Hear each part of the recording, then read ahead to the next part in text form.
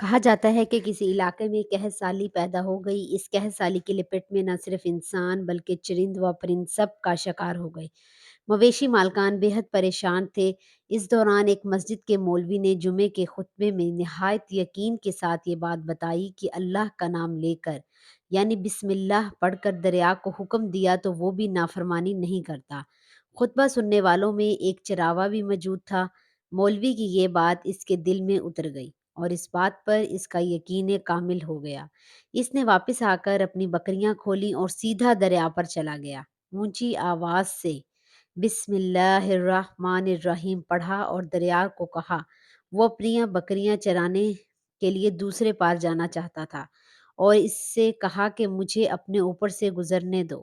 یہ کہہ کر اس نے اپنی بکریوں کو لیا اور دریا پر چلتا ہوا دریا پار کر لیا۔ دریا کی دوسری طرف کا علاقہ گھاس سے بھرا پڑا تھا۔ درختوں کے پتے بھی سلامت تھے کیونکہ کسی کو یہاں تک آنے کی رسائی نہیں تھی۔ اس نے خوب اچھی طرح اپنی بکریوں کو سیر کرایا اور واپس لوٹ آیا۔ پھر یہ اس کا معمول بن گیا کہ وہ بکریاں پار چھوڑ کر واپس آ جاتا اور شام کو جا کر بکریاں واپس لے آتا۔ اس کی بکریوں کا وزن دگنا چگنا ہو گیا۔ لوگ چونک گئے اور اس سے پوچھا کہ وہ اپنی بکریوں کو کیا کھلاتا ہے۔ وہ سیدھا سادہ صاف دل نوجوان تھا۔ اس نے صاف صاف بات بتا دی کہ جناب میں تو بسم اللہ الرحمن الرحیم پڑھ کر دریا پر چل کر اپنی بکریاں دوسری طرف چرانے لے جاتا ہوں۔ یہ بات سنی، سب نے سنی، مگر کسی نے اس چراوے کی بات پر یقین نہ کیا کیونکہ یہ ناقابل یقین تھی۔ مگر بات ہوتے ہوتے مولوی صاحب کے پاس پہنچ گئی۔ مولوی صاحب نے اس چراوے کو بلایا اور سارا ماجرا پوچھا۔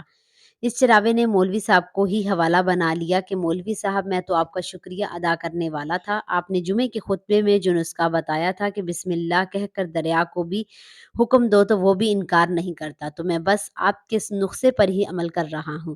مولوی صاحب حیرت سے اس کے چہرے کو دیکھتے رہے۔ مولوی صاحب نے کہا بھائی صاحب ایسی باتیں تو ہم ہر جمعے میں کرتے ہیں، فقط ان کا مقصد لوگوں کا ایمان بنانا ہوتا ہے۔ مگر بکریوں والا ڈٹا رہا کہ میں تو بس بسم اللہ کہہ کر پانی پر چلتا ہوں اور بکریوں سمیت پانی پار چلا جاتا ہوں۔ آخرکار مولوی صاحب نے صبح خود یہ تجربہ کرنے کی ٹھانی، جس سے دیکھنے چراوا ہے سمیت پورا علاقہ بھی آ گیا۔ مجمع زیادہ تھا۔ مولوی صاحب نے ایک دو بار سوچا کہ انکار کر دوں کہ کہیں ڈوب نہ جاؤں، مگر وہ جو مولوی صاحب کو کندھے پر اٹھا کر لائے تھے اب بھی جوش و خروش سے اللہ اکبر کے نعرے لگا رہے تھے اور مولوی صاحب کے حق میں تعریفیں کر رہے تھے۔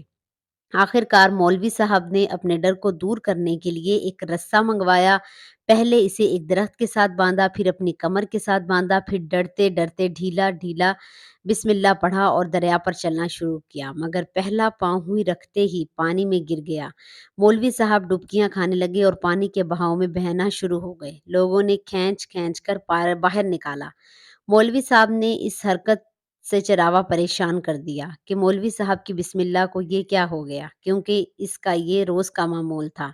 اس کے اپنے یقین میں کوئی فرق نہ آیا۔ اس نے بسم اللہ کہہ کر بکریوں کو پانی کی طرف اشارہ کیا اور خود ان کے پیچھے چلتا ہوا پار چھوڑ کر واپس بھی آ گیا۔ لوگ اسے ولی اللہ سمجھ رہے تھے اور اس کے حق میں نعرے لگا رہے تھے، مگر وہ سب بے نیاز سیدھا سادہ انسان تھا۔ وہ مولوی صاحب کے پاس پہنچا اور کہا مولوی صاحب میں آپ کی بسم اللہ کی تعریف سے کافی پریشان تھا، مگر پانی پر چلتے ہوئے مجھے آپ کی بسم اللہ کی بیماری کا پتہ چل گیا۔ اس چراوے نے درخت سے بندھی رسی کی طرف اشارہ کیا اور کہا مولوی صاحب یہ ہے آپ کی بسم اللہ کی بیماری، آپ کی بسم اللہ کی برکت کو یہ رسہ کھا گیا۔ آپ کو اللہ اور بسم اللہ سے زیادہ اس رسے پر بھروسہ تھا، لہٰذا مولوی نے بھی آپ کو رسی کے حوالے بتا دیا۔ پھر کہنے لگا مولوی صاحب آپ بھی کمال کرتے ہو، میں نے آپ کے منہ سے سنا اور یقین کر لیا اور میرے اللہ نے میرے یقین کی لاج رکھ لی، مگر آپ نے اللہ کا کلام سنا مگر یقین نہیں کیا، لہٰذا آپ کو اللہ نے رسوا کر دیا۔ محترم ناظرین، عزیز دوستو، یہی کچھ ہمارا حال ہے۔ ہماری نمازوں اور ہماری دعاؤں کا بھی یقین سے خالی ہے۔